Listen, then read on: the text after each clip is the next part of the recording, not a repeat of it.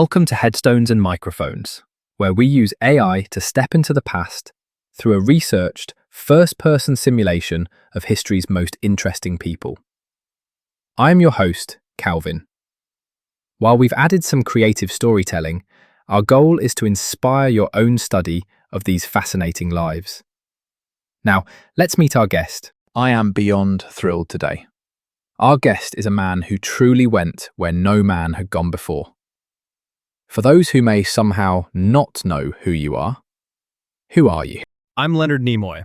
Most people recognize me with pointed ears and a very logical disposition as Mr. Spock. But I was also a director, a poet, a photographer, and a very proud son of Boston. A man of many talents. Let's go back to the very beginning. When and where were you born? I was born on March 26th, 1931, in the West End of Boston, Massachusetts. And what was your given name at birth? It was Leonard Simon Nimoy. Is there a story behind your birth name? My parents, Max and Dora, were Jewish immigrants from Iziaslav, which is now in Ukraine. They wanted me to have a name that felt American, but still carried strength. Interestingly, Leonard means brave lion, though as a kid in the West End, I think I was more of a curious kitten. I love that. What was your hometown like growing up? The West End was a marvelous, bustling melting pot. It was a tenement neighborhood filled with immigrants from all over the world. Italian, Irish, Jewish, Polish. You could smell the bakeries and hear the trolley cars. It was crowded, yes, but there was a tremendous sense of community and culture right outside our door. What was your family life like? It was traditional and very grounded. My father was a barber. He actually had a shop right there in Boston, and my mother was a homemaker. They worked incredibly hard to give my brother Melvin and me a good life. We spoke Yiddish at home, and our Jewish heritage was the heartbeat of our daily existence. What kind of kid were you? I was active and very much a dreamer. I was always involved in something. Singing in the synagogue choir, selling newspapers at the corner of Devonshire and State Street, or hanging out at the Elizabeth Peabody House, where I first discovered acting. I was curious, maybe a bit sensitive, but always looking for a way to express myself. What were your biggest fears growing up? Coming from an immigrant family during the Depression and through World War II, there was always a lingering fear of instability. I worried about disappointing my parents. They wanted me to have a secure career, maybe be a lawyer or a doctor. So the idea of pursuing the arts felt like a dangerous gamble. What did you dream of becoming as a child? At first, I just wanted to be part of the stories I saw. I started acting when I was 8 years old in a production of Hansel and Gretel. By the time I was a teenager, I knew the stage was where I belonged. I dreamed of being a serious actor who could move an audience. What were some of your favorite activities in school? I enjoyed the arts, naturally. I was very involved in the drama club and the choir. I also had a deep love for photography that started quite early. I used to spend hours in the darkroom developing film. It was a different kind of storytelling. What was your first job? Aside from selling papers, my first real job was working in my dad's barbershop, sweeping up hair. Later, I sold vacuum cleaners, worked as a taxi driver in Los Angeles, and even managed a pet shop. You do what you have to do to keep the dream alive. Was there a moment where you realized you were different from everyone else? I think it was the realization that I looked at the world through a lens of outsiderness. Being a Jewish kid in a big city, you're part of a group but also distinct. That feeling of being the other is actually what helped me connect so deeply with the character of Spock later on. What's a decision that changed everything for you but felt small at the time? In the early 1950s, I decided to take a chance and move to California to study at the Pasadena Playhouse.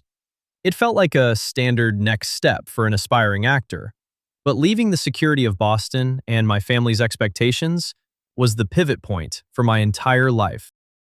What was your biggest break? Without a doubt, it was being cast in the Star Trek pilot, The Cage, in 1964.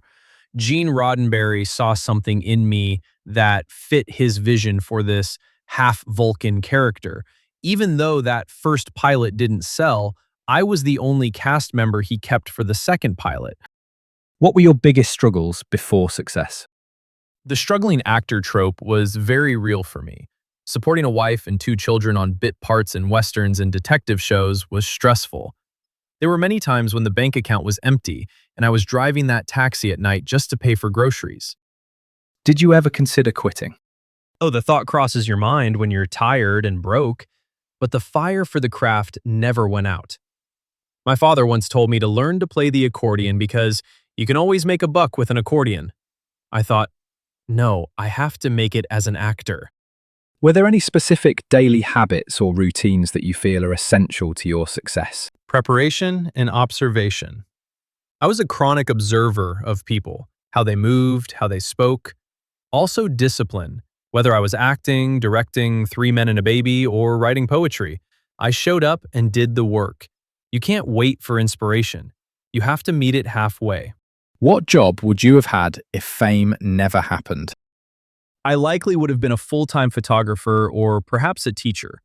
I've always loved the process of sharing knowledge and capturing a moment in time. What was your life like before fame? It was a whirlwind of auditions and odd jobs. It was lean, but it was also filled with the excitement of being young and in the hunt in Hollywood. We had a small house, a lot of hope, and a very busy schedule. How did relationships change after success? Success is a double-edged sword. It can put a strain on your time with family because you're suddenly in high demand. However, it also allowed me to meet some of my closest friends, like William Shatner. Our friendship grew into something very special over the decades. Did fame bring happiness? It brought opportunity and security, which provided a foundation for happiness. But the true joy came from the creative fulfillment and the connection with fans. Seeing how a character could inspire people to become scientists or explorers, that is a very profound kind of happiness. What was the downside of becoming famous? The loss of privacy and the danger of being typecast. For a long time, it was hard for people to see Leonard Nimoy. They only saw the pointed ears.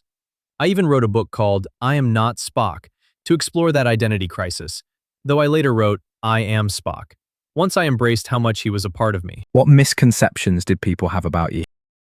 People often thought I was as cold and emotionless as Spock.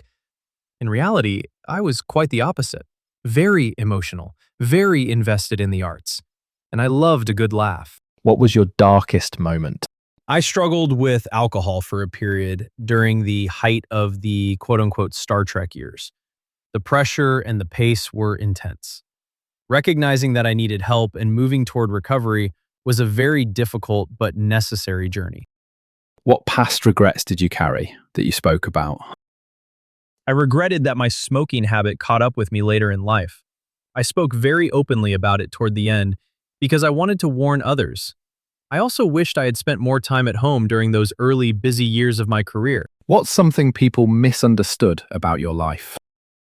People sometimes didn't realize how much of my Jewish heritage I brought into my work. The famous Vulcan salute, for example, came from a priestly blessing I saw in the synagogue as a boy. It wasn't alien, it was very ancient and very human.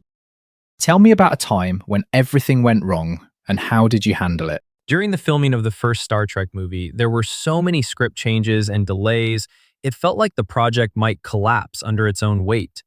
I handled it by staying focused on the character and trying to be a stabilizing force on set. You just keep moving forward. Did fame and fortune change your life? It changed my circumstances, certainly. It gave me the freedom to pursue photography and philanthropy. But at my core, I remained that kid from the West End who just wanted to do good work. Who had the biggest influence on your life? My grandfather. He was a man of great wisdom and faith. He encouraged my curiosity and taught me the importance of roots. What was life like in your final years? They were very peaceful and creatively rich. I spent a lot of time with my wife, Susan, and my family. I was very active on social media.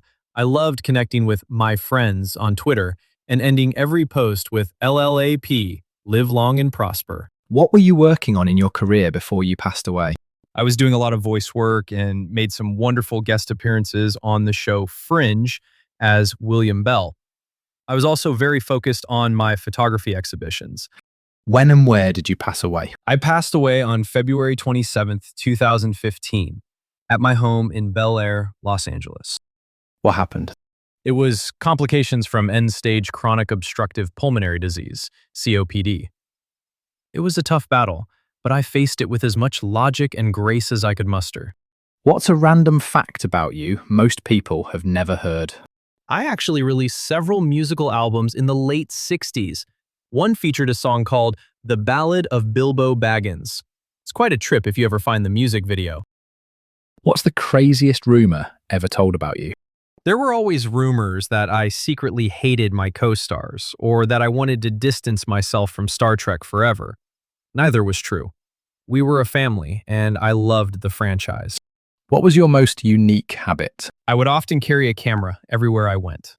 I was always looking for the perfect composition, even in the middle of a busy film set. What was your favorite food? I always had a weakness for a good deli sandwich, corned beef on rye. It reminded me of home. What was your favorite book? I was always drawn to the works of Aldous Huxley and poetry. I found great inspiration in the written word. Did you have any known rivalries? People loved to invent a rivalry between Bill Shatner and me. While we certainly had our ups and downs, as any two strong-willed people would, he was like a brother to me. Tell us a story nobody talks about. Once, early in my career, I was playing a heavy in a Western, and I had to ride a horse. I told them I could ride, but I really couldn't. The horse took off with me, and I was hanging on for dear life. I think I was more terrified of the horse than Spock ever was of a Romulan. What's your funniest behind-the-scenes moment? Watching the makeup team try to get my ears even was always a comedy of errors. One would be slightly higher than the other, and we'd spend half the morning trying to glue them on straight while I tried to drink coffee through a straw so I wouldn't ruin the makeup. What advice would you give people chasing success? Find something that you are passionate about, learn everything you can about it, and stay curious. Success isn't just about the finish line. It's about the journey and the lives you touch along the way. And of course, live long and prosper. Leonard, do you have any closing remarks about this interview or the stories you shared that you would like to share with the listeners before we sign off? It has been a truly logical and lovely experience, Calvin. Thank you for letting me reminisce. To the listeners, keep exploring, keep questioning, and always remember that the things that make you different are often your greatest strengths. Thank you for having me. What an absolute legend. From the streets of Boston to the final frontier, Leonard Nimoy's life was a testament to creativity and kindness. Thank you so much for joining us, Leonard. And that wraps up another conversation from Beyond the Grave. Thanks for joining us on the Headstones and Microphones podcast. Remember, legends may die, but their stories never do. Please help spread the word by sharing and following the pod.